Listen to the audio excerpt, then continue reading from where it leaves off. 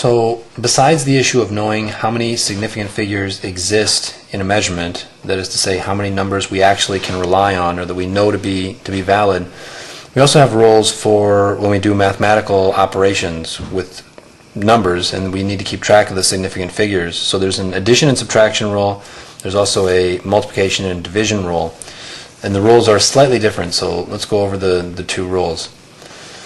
In the addition subtraction rule, whichever number of the original numbers that you added or subtracted went to the least number of decimal places, the final answer should only go to that number of decimal places also. So notice that we're concerned with how many decimal places do we go out to before we stop writing numbers and consider them to be significant figures.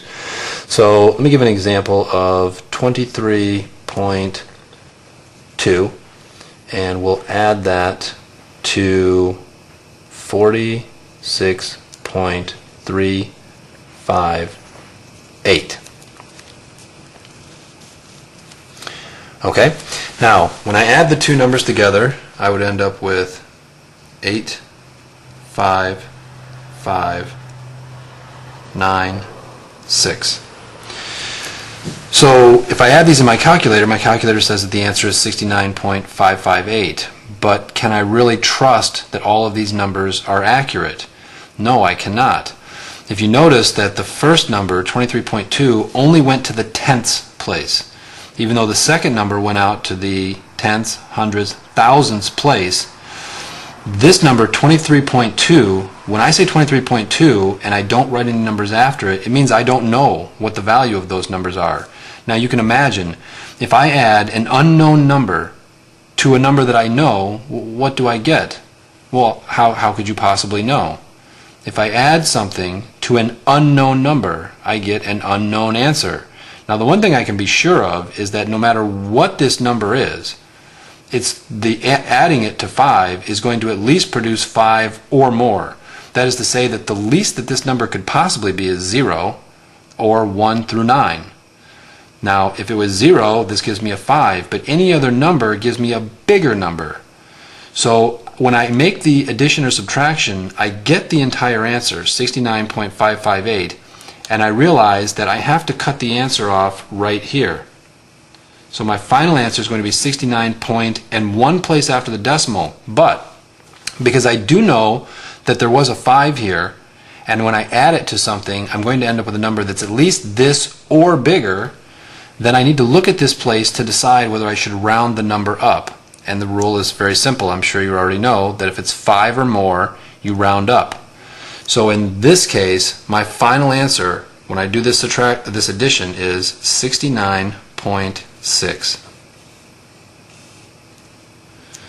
Okay, so that should hopefully make sense. I mean, the addition subtraction rule is actually very clear. When you add some unknown value to a number, you can't possibly know what the real number is, but you can at least know what the minimum value is. Okay, so that's the addition subtraction rule.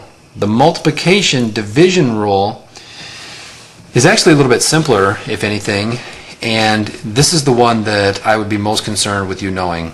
I showed you the addition and subtraction rule because it's very easy to see why it works out the way that it does. Why can't I keep the second number after the decimal place? Is because I'm adding it to something that I don't know. Unfortunately, the reason or the rationale behind the multiplication division rule, I can't really show you. It requires a little bit more sophisticated analysis than I can show in this paper, so you just basically have to accept that this is the actual rule for it. It's a little bit different. I'm not concerned with how many decimal places, my original numbers. That was the addition subtraction rule. What decimal place did I go down to? And the one that went to the least number of decimal places, it limited me. It placed a limit on how far my final answer could go out. Similar but slightly different in the multiplication division rule, it's not how many decimal places that my original numbers went down to, it's how many significant figures do they have.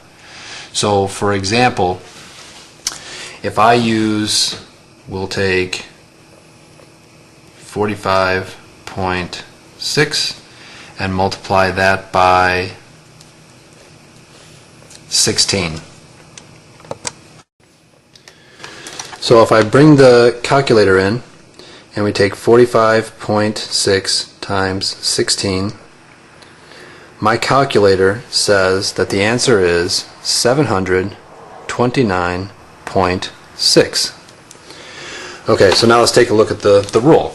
And just like in any calculation, I'm going to put it into the calculator, or you can do it in your head however you want, and I'm going to put all the numbers originally. But then when I give my final answer, or I express my final answer, I'm going to trim it down a little bit and only record the significant figures that I actually know I can trust. Similarly, the way I did in the addition and subtraction, I eliminated the other numbers that I couldn't trust, and I only kept the ones that I really knew. I'm going to do the same thing here, but the rule says whichever of the original numbers had the least significant figures, the final answer should have the same number of significant figures. And again, you'll round up if necessary. So if I look at my original numbers, the first one has 3 significant figures, and my second one has 2 significant figures. So that means that I can only keep the first 2 numbers. I can keep this one, and I can keep this one. However, just as I did with addition and subtraction, I look at the next number to tell me whether I should round up. In other words, this is closer to, if I'm going to drop this number, this is closer to 730 than it is to 720.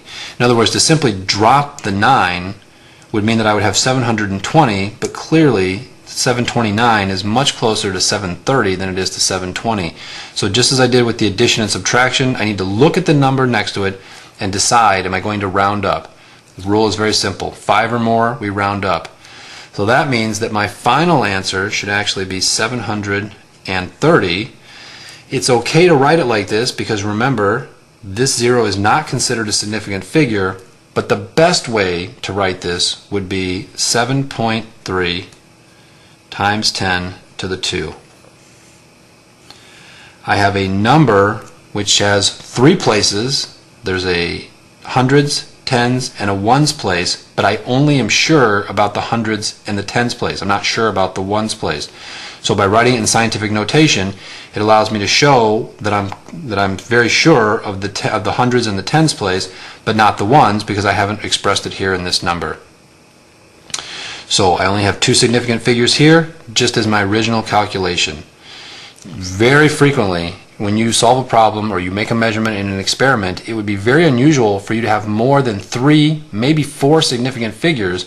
And so any calculations that you make, even though your calculator may say an enormous number, it may give you 10 numbers, but you aren't going to record all of those numbers. That's a horrible, horrible mistake. Because for me to say that the answer is 729.6, I don't really know that this number is actually the number that it is. And again, I can't show the proof for it the way that I can for the addition and subtraction, adding an unknown number to some known number. It requires a little more sophisticated analysis, but you'll have to trust me that even though the calculator says this number is 6, I cannot be sure that it really is 6. Not only this number am I unsure of, I'm not even sure about this number. So the rule is very simple. Look at the original numbers. Whoever has the least number of significant figures, your answer better have the same number of significant figures.